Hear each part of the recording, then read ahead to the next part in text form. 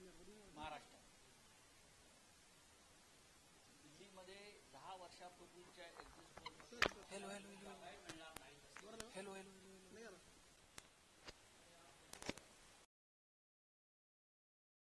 पोलमध्ये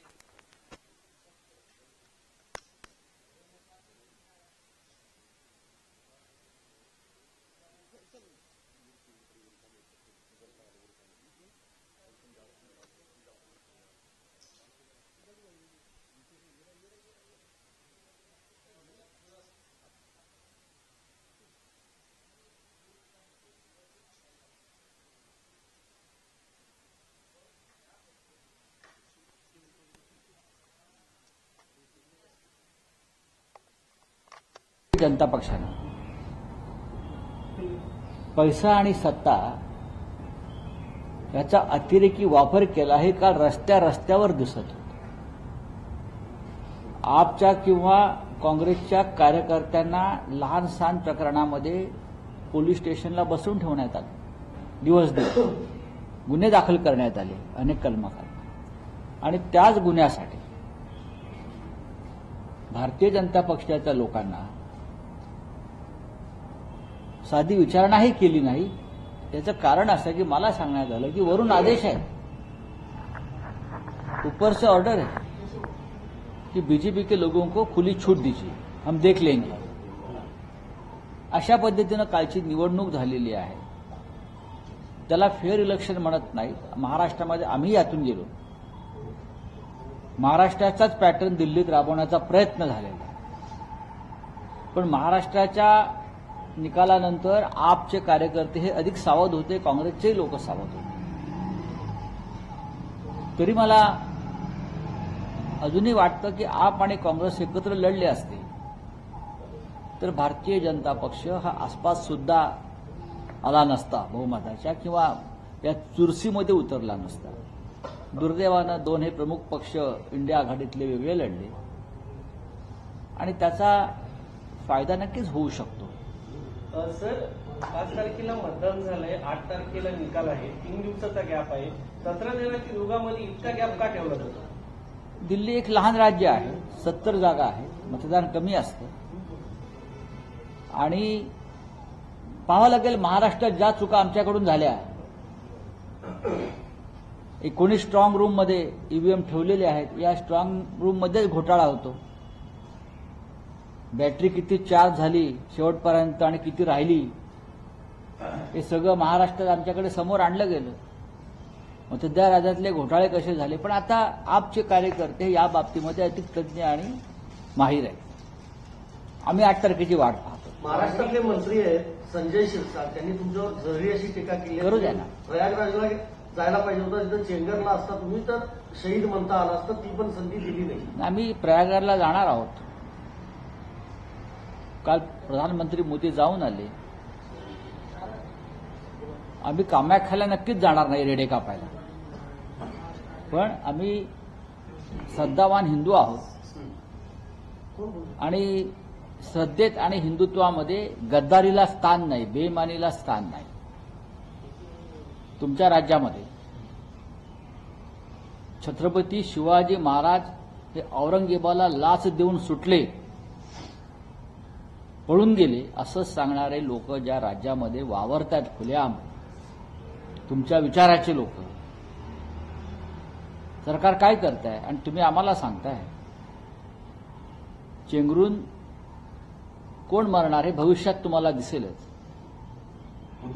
आम्ही स्वतः शिवसेनेचे काही लोक याआधी गेले, म्हणजे राजन विचारे जाऊन आले, इतर अनेक लोक जाऊन आले. भविष्यात आम्ही जाऊ. सध्या सगळे व्हीआयपी लोक जाऊन येतात, प्रधानमंत्र्यांसह सगळे. उल्लेख केलेला आहे.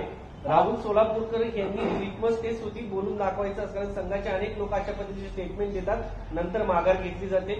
नाही, हा संघाचा अजेंडा आहे. आमच्या महाराष्ट्राच्या दैवतांचा अपमान करणं हा एक संघाचा जुना अजेंडा आहे. कधी सावरकरांवर ते घसरतील, कधी गांधीजींवर घसरतील, आता तर ते छत्रपती शिवाजी महाराज, संभाजी महाराज यांच्यावरती घसरायला लागले.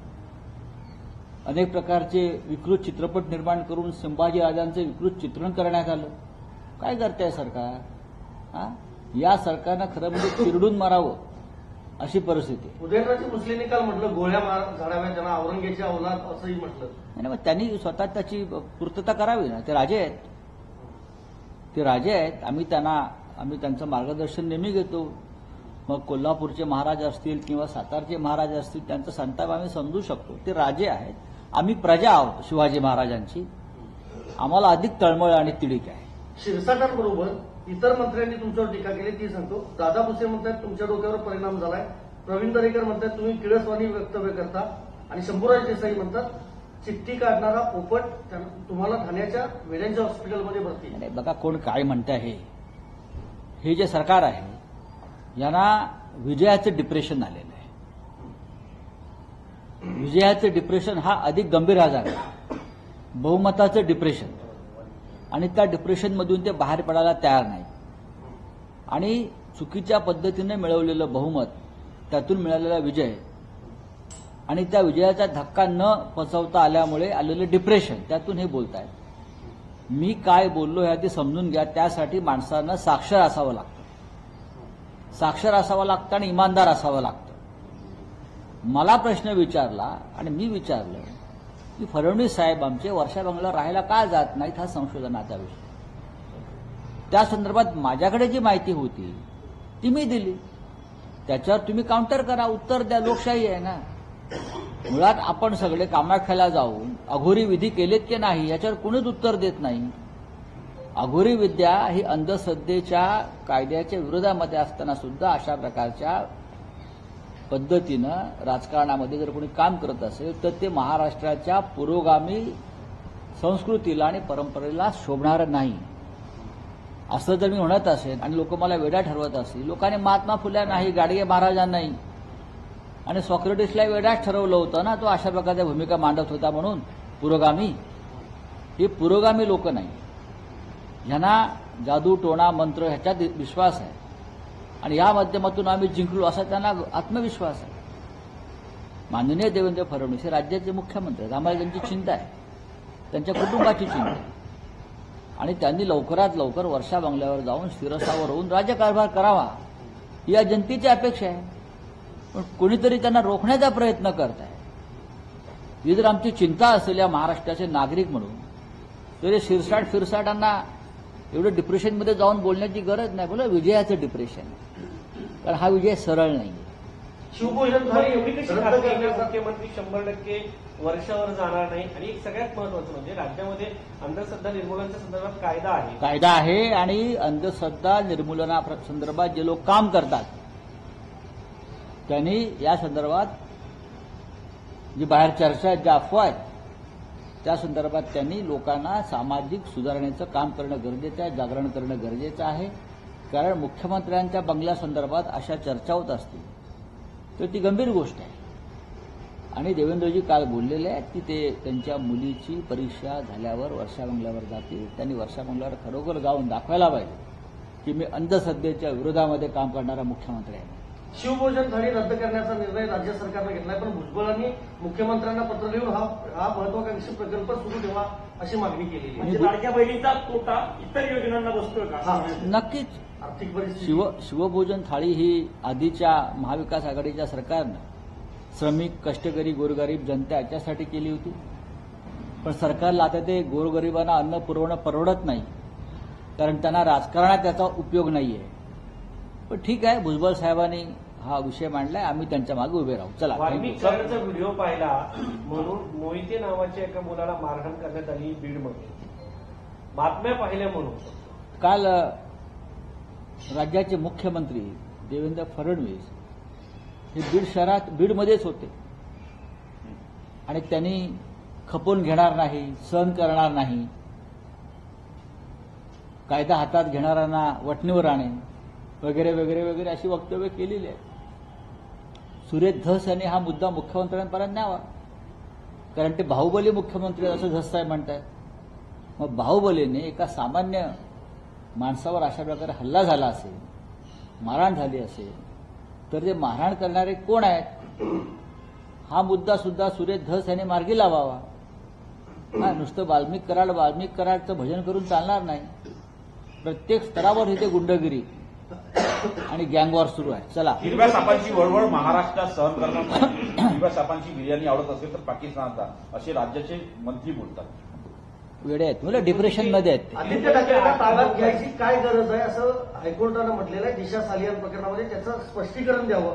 बघा, हा न्यायप्रविष्ट विषय आहे आणि हे काही लोक जाणून बुजून आम्हाला सगळ्यांना बदनाम करण्यासाठी हे विषय समोर आणतायत.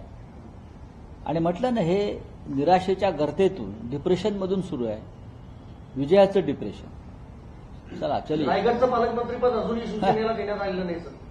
रायगड असेल, नाशिक असेल, अनेक विषय अनिर्णित अवस्थेत आहेत. तिरुपतीचं देवस्थान आहे, त्या ठिकाणी 18 लोक असे आहेत की जे हिंदू चला. धर्माला काढले सर, हिंदी में काले जादू को लेकर अरे हो गया, चलो क्या है, वर्षा बंगलों पे आप क्लेम कोई कर बार रहे बार हैं कि क्या काला है, जादू मैंने कोई क्लेम नहीं किया है. अच्छा, तो क्या हुआ है एग्जैक्टली बताइए. बाहर महाराष्ट्र में चर्चा है कि अब तक हमारे मुख्यमंत्री देवेंद्र जी मुख्यमंत्री के अधिकृत जो निवास स्थान है वहां रहने को क्यों नहीं जा रहे. उस बारे में अलग अलग तरह की खबरें बाहर आ रही है. उस बारे में मैंने मेरी प्रतिक्रिया दी है. मैं सबसे बड़ा अंधश्रद्धा के मामले में जो काम चलता है प्रोग्रेसिव, मैं उसका एक कार्यकर्ता हूं. महाराष्ट्र में हमारे जो बाला साहब जी के पिताजी थे प्रबोधनकार ठाकरे, प्रबोधनकार जी ने अंधश्रद्धा के खिलाफ बहुत बड़ा मूवमेंट आंदोलन किया था. बाला साहब ठाकरे अंधश्रद्धा के खिलाफ थे और हम उनके सिपाही सलाहकार हैं.